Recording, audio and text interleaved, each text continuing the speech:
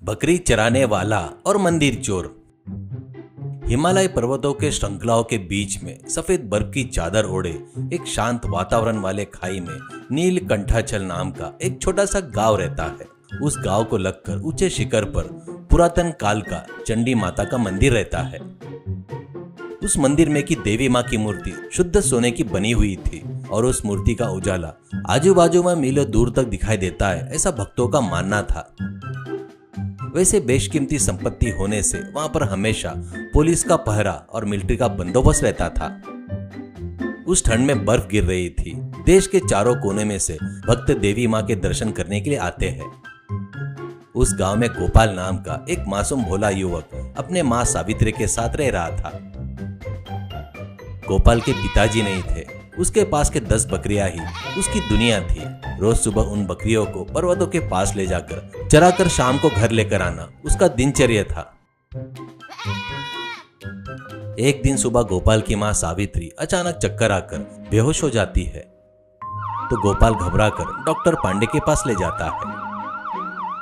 उनको चेक करके डॉक्टर के चेहरे का रंग एकदम बदल गया और वो, देख गोपाल, तुम्हारी माँ को दिल की बीमारी बहुत ज्यादा है, तुरंत शहर जाकर ऑपरेशन करना होगा। इसके लिए कम से कम 10 लाख रुपए का खर्चा आएगा। देर करेगा तो जान का खतरा हो सकता है, ऐसे बताता है। 10 लाख ये बात सुनते ही गोपाल का दिल धड़कना बंद हो जाता है। एक मामूली बकरी चराने वाले के पास 10 रुपए रहना ही बड़ी बात है, तो 10 लाख कहाँ से आएंगे, ऐसा सोचता है। अब कोई रास्ता नहीं रहने से वो चंडी माता के मंदिर के पास जाकर सीढ़ियों पर बैठकर रोना शुरू करता है। तभी मंदिर से बाहर आए प्रधान पुजारी पंडित दीनानाथ गोपाल को देखकर नचिकाते हैं और वो, अरे क्या हुआ गोपाल, हमेशा हंसते हुए रहने वाला तो ऐसा रो रहा है, करके पूछता है। तो गोपाल अपनी माँ की परिस्थिति बताता है। तो पुजारी जी गहरी सांस लेकर, अरे बेटा, इंसान प्रयत्न करना पर रास्ता दिखाने वाली चंडी माता देवी ही है। तो सच्चे मन से देवी माता को मिन्नत मांगेगा, असाध्य को साध्य कर देगी देवी। तेरी तकलीफें दूर करने की जिम्मेदारी उस देवी की है बेटा, करके हिम्मत देता है। गोपाल आंखें पोंछकर गर्भगृह में उस सोने की मूर्ति की तरफ देखकर, माँ, मेरी माँ को बचाने की शक्ति मुझ में नहीं है, तुम कोई तो भी रास्ता दिखाओ, करके हाथ जोड़ता है। अगले दिन अपने दिल पर इतना बड़ा बोझ रखते हुए भी बकरियों को लेकर पर्वतों वाली जगह पर चराने जाता है। मंदिर की थोड़ी दूर पर एक खाली सुनसान जगह पर बकरियां घास चर रही थी। गोपाल एक पत्थर पर बैठकर अपनी परिस्थितियों के बारे में सोच रहा था। तभी उसको जमीन के अंदर से अजीब आवाज सुनाई देती है। कुछ तो भी खोद रहे वैसी आवाजें आ रही थी। पहले वही चूहा या कोई जंगली जानवर है करके सोचता है, पर अब आवाजें बढ़ रही थी। तो गोपाल जमीन में कान लगाकर सुनता है, तो अंदर कोई बातें कर रहे थे करके लगता है उसको। नीचे 2 चोर सुरंग खोदते हुए बातें कर रहे थे। अरे विक्की, और कितनी दूर तक खोदना होगा, मेरे हाथों में बहुत दर्द हो रहा है, ऐसा एक जन बोल रहा था। अरे मुंह बंद करके खोद रहे बाबा, और 2 मीटर खोदेंगे तो बराबर मूर्ति के नीचे पहुंच जाएंगे। वो सोना अपने हाथ में लगा तो अपना जन्म धन्य हो जाएगा, ऐसा कहता है दूसरा। ये सुनकर गोपाल एकदम घबरा जाता है और, ये लोग चोर है और देवी माँ की मूर्ति को चोरी करने के लिए सुरंग खोद रहे हैं। ऊपर तो मिलिट्री वाले पहरा दे रहे हैं, पर ये दिमाग लगाकर नीचे से रास्ता साफ कर रहे हैं। तब गोपाल को ये डर लगता है कि अपनी माँ को बचाओ बोलने वाले उस देवी माँ पर ही आफत आ रही है करके पता चलता है। तो वो बिल्कुल चुप नहीं बैठा और वो तुरंत बकरियों को वहीं पर छोड़कर हवा की तेज गति से भागते हुए मंदिर के पास पहरा दे रहे पुलिस चेक पोस्ट के पास जाता है।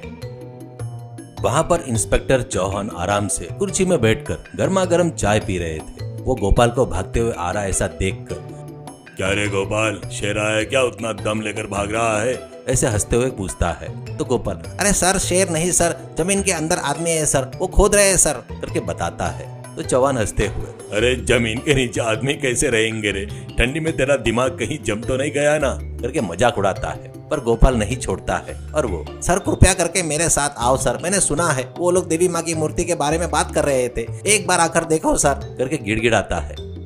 गोपाल की जिद देखकर चौहान अपने साथ 2 मिलिट्री के जवानों को लेकर उस जगह पर जाता है। गोपाल दिखाई सो जगहों पर सभी लोग चुपचाप शांत खड़े हो गए। सच में अंदर से खोदने की आवाजें स्पष्ट सुनाई दे रही थी। तब इंस्पेक्टर चौहान का चेहरा एकदम सीरियस हो गया। और वो तुरंत वायरलेस सेट लेकर अपने ऊपर के अधिकारियों को और मंदिर के कमेटी को सूचना देता है। कुछ देर में ही वहां पर बहुत सारी तादाद में एक जेसीबी गाड़ी आ गई। पुलिस जहां से आवाजें आ रही थी वो देखकर जेसीबी से खोदना शुरू करते हैं। बस 5 फीट गहराई में खोदते ही एक बहुत बड़ा गड्ढा दिखाई देता है। अंदर के चोर विक्की और राजू अचानक उजाला देखने से घबरा जाते हैं। ऊपर देखते हैं तो बंदूकें पकड़कर सिपाही खड़े थे। और तेरी सुरंग खोदकर मूर्ति उठाकर ले जाना चाहते हो क्या रे? करके चौहान गरजता है तो दोनों चोर कांपते हुए ऊपर आते हैं। उनको तुरंत अरेस्ट करके पुलिस स्टेशन में ले जाते हैं। पूछताछ में पता चलता है कि वो पिछले 3 महीने से एक रहस्यमय जगह से सुरंग खोदते हुए ठीक उसी दिन मूर्ति के नजदीक पहुंचने का प्लान में थे, ऐसा पता चलता है। ये बात पता चलते ही मंदिर कमेटी के सदस्य और गांव के लोग वहां पर आ जाते हैं और गोपाल ने जो साहस किया था उसकी वजह से देवी माँ की मूर्ति बच गए, ऐसा पता चलने पर उसका सभी लोग अभिनंदन करते हैं। इंस्पेक्टर चौहान अपने ऊपर के अधिकारियों को रिपोर्ट भेजता है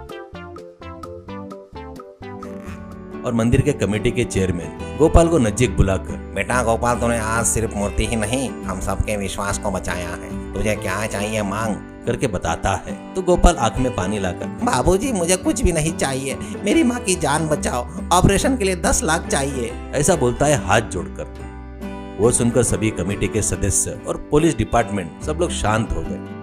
तुरंत एक अर्जेंट मीटिंग रखते हैं। देवी माँ की मूर्ति को बचाए इसलिए उसके लिए सरकार की तरफ से 5 लाख और मंदिर की कमेटी की तरफ से सम्मान पत्र नाम के 5 लाख रुपए मिलकर पूरे 10 लाख रुपए का चेक गोपाल को देते हैं। तब गोपाल उन पैसों से अपनी माँ को शहर ले जाकर बड़े हॉस्पिटल में भर्ती करवाता है। ऑपरेशन सक्सेसफुल हो जाता है। तब सावित्री ठीक हो जाती है। कुछ दिनों बाद गोपाल अपनी माँ को लेकर चंडी माता के मंदिर आता है। पुजारी जी तीर्थ प्रसाद देते हैं और कहते हैं, देखा ना गोपाल, उस माँ पर विश्वास किए तो कोई ना कोई रास्ता दिखाएगी। मैंने कहा था ना, तू अपने धर्म को यानी मूर्ति को बचाने का काम कर दिया और देवी माँ ने अपना धर्म यानी तेरी माँ को बचाने का काम कर दिया है। गोपाल खुशी से देवी को नमस्कार करता है। तब से वो सिर्फ बकरियों को रखवाली करने वाला ही नहीं, मंदिर के लिए एक गौरव रक्षक करके नाम कमाता है। सीख, निस्वार्थ मन से की हुई सहायता जो होती है वो वापिस अपने पास ही वरदान बनकर आती है। दैव प्रार्थना के साथ अपने तरफ से प्रयत्न किए तो किसी भी मुश्किल घड़ी का सामना हम लोग कर सकते हैं। भक्ति बोले तो सिर्फ पूजा करना ही नहीं, धर्म को बचाना भी होता है।